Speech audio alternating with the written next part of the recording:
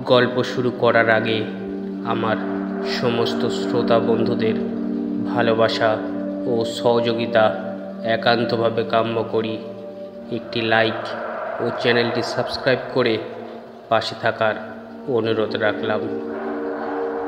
শুরু করছি শিশির কুমার মজুমদারের কলমে মাঝরাতের জলসা।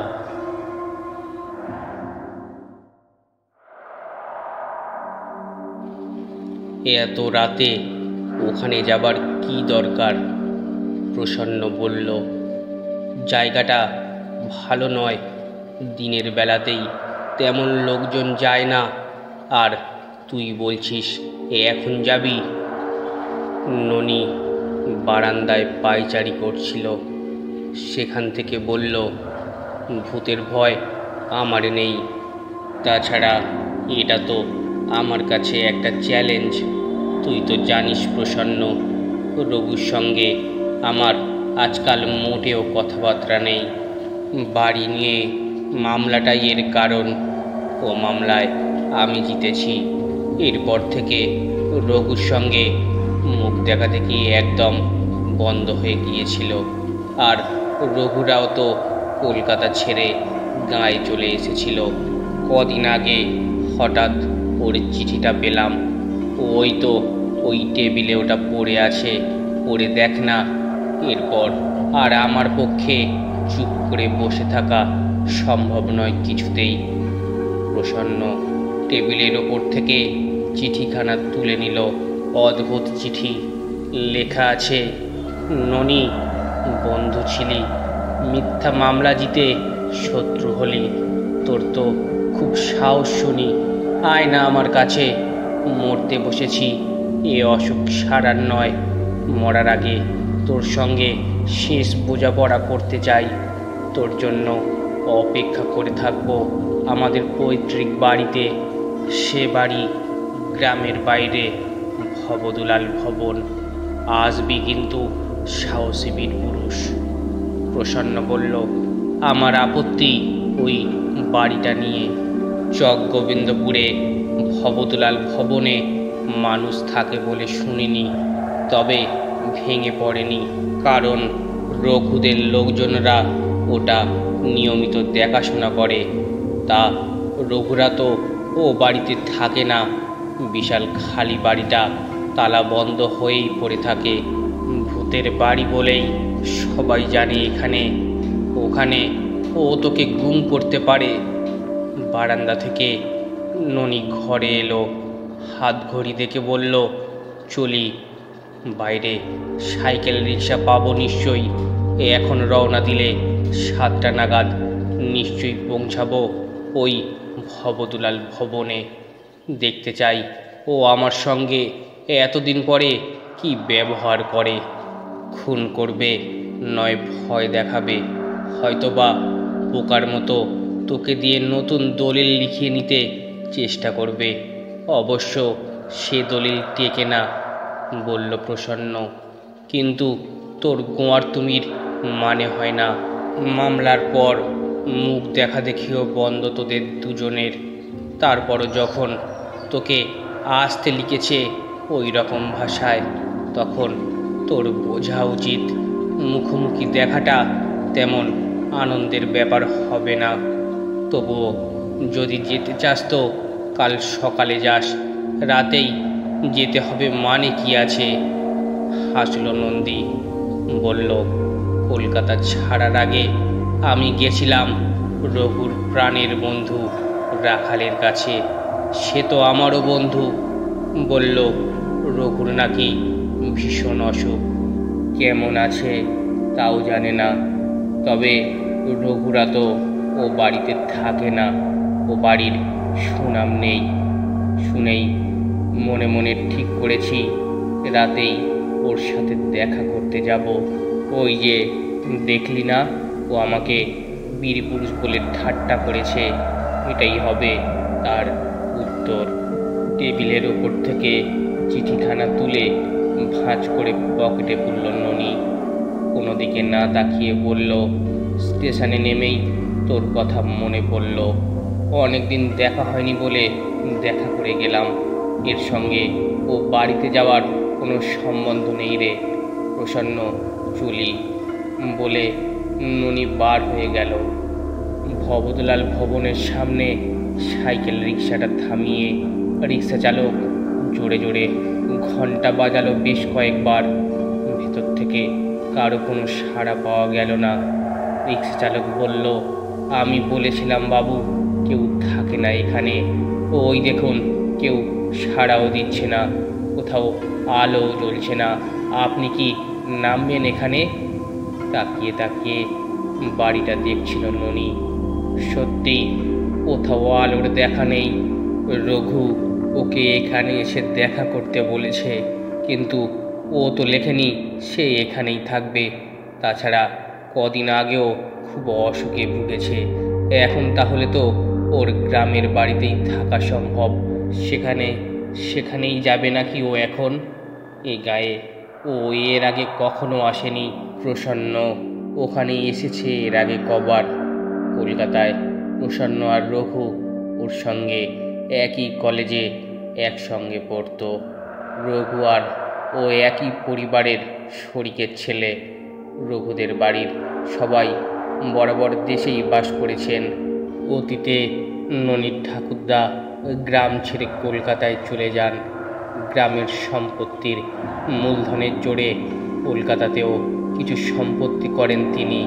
সেই সম্পত্তির কিছু অংশ দাবি করে বসে অন্য শরিকেরা। তাই নিয়েই শেষ পর্যন্ত মামলা বাঁধে। মামলা চালু করেছিলেন ননির বাবা। রঘুর বাবার অন্যায় দাবি ও দখলদারির বিরুদ্ধে। সেই মামলার নিষ্পত্তি হলো রঘু আর ননির আমলে। দুপক্ষের কর্তারা তখন পরপারে। ননির পক্ষে রায় দিলেন বিচারক। জয়ের খবর পেয়ে ননি ছুটে গিয়েছিল রঘুর কাছে।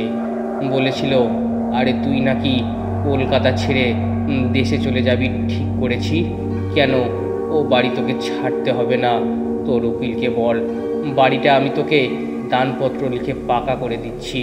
তাহলেই তো ঝামেলা মিটবে। ঝামেলা মেটেনি। ভীষণ রাগে রঘু শহর ছেড়েছিল। ওই মুখ দেখা দেখি বন্ধ করেছিল। রিক্সাওয়ালা বলল, বাবু, তাহলে গ্রামে এদের বাড়িতে নিয়েই যাই আপনাকে। সে বাড়িও আমি চিনি। তাই করতে যাচ্ছিল ননি। তখনই ও অন্ধকার বাড়িটার নিচের তলা থেকে একটা ডাক শোনা গেল। একটা দরজা আওয়াজ করে খুলে গেল। সাদা কাপড় পরা একজন বাইরে বার হয়ে এলো। স্পষ্ট শোনা গেল তার কথা, কে? ননি, এসেছিস নাকি? আয় আয়, আলো নেই বলে চলে যাচ্ছিস? এই যে রঘুর গলা, তাতে কোনো সন্দেহ নেই। তাড়াতাড়ি রিক্সা থেকে নেমে পড়ল ননি। বাগানের গেট খুলে ভিতরে ঢোকার আগেই রঘু বারান্দায় এসে দাঁড়ালো। ও ব্যঙ্গ করে বলল, ও অন্ধকার দেখে ভয়ে পালাচ্ছিলি নাকি রে সাহসী পুরুষ? আমি তো তোকে এখানেই আসতে লিখেছিলাম। তবে সেকালের জমিদার বাড়ি, বাগান সামনে, তার মাঝ দিয়ে পথ। সে পথের দুপাশে ও অন্ধকারে কিছু দূরে দূরে পাথরের মূর্তিগুলো কেমন যেন ভয় দেখানো ভঙ্গিতে দাঁড়িয়ে আছে। এগোতে এগোতে ননি বলল, ভয় নয় রে রঘু, আলো নেই দেখে ফিরে যাচ্ছিলাম তোদের এখনকার বাড়িতে। রঘু ওর দিকে তাকিয়ে বলল, এত রাতে এলি? কেউ তোকে কিছু বলেনি? ওই রিক্সাওয়ালাটা? সিঁড়ি দিয়ে ওপরে উঠে রঘুর সামনে দাঁড়ালো ননি।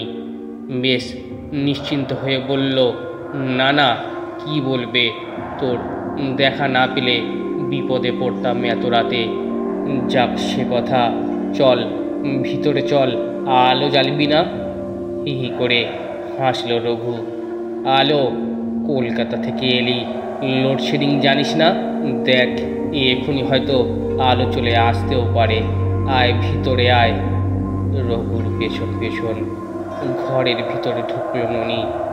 নাকের সঙ্গে সঙ্গে কেমন যেন একটা ভ্যাপসা গন্ধ লাগলো ওর, যেন এ ঘরে দরজা জানালা বহুদিন খোলা হয়নি। থমকে দাঁড়ালো ননি। থমকে থেমে ঘাড় ঘোরালো রঘুও। হেসে বলল, কি হলো রে, আবার ভয় পেলি নাকি বীরপুরুষ? অন্ধকারে কিছুই তো দেখতে পাচ্ছি না। এ ঘরের দরজা জানালাগুলো সব বন্ধ নাকি রে? আন্দাজে কিছুটা এগিয়ে গিয়ে বলল ননি। মোমবাতি নেই, জ্বাল না, আমার অসুবিধা হচ্ছে। তখনই দড়াম করে আওয়াজ তুলে পেছনের দরজাটা বন্ধ হয়ে গেল। সে আওয়াজে চমকে উঠেছিল ননি। ঘরটাও সঙ্গে সঙ্গে ঘুটঘুটিয়ে অন্ধকারে ডুবে গেল। অবাক ননি বলল, ওরে রঘু, কোন দিকে তুই? আলো না হলে এগোবো কি করে? সঙ্গে সঙ্গে রঘু বলে উঠল, আলো তো জ্বলবে না রে বীরপুরুষ। এ বাড়িতে ইলেকট্রিক কানেকশান নেই, নেই কেরোসিন, নেই লণ্ঠন। এমনি এগিয়ে চল, আমরা ওপরে যাব। কি পাগলের মতো বকছিস? এ বাড়ি তোদের নিজেদের বাড়ি। এর আনাচে কানাচে তোর চেনা। অন্ধকারেও চলতে পারিস। আমি নতুন, শেষে কি ঠোকর খেয়ে ঠ্যাং ভাঙবো?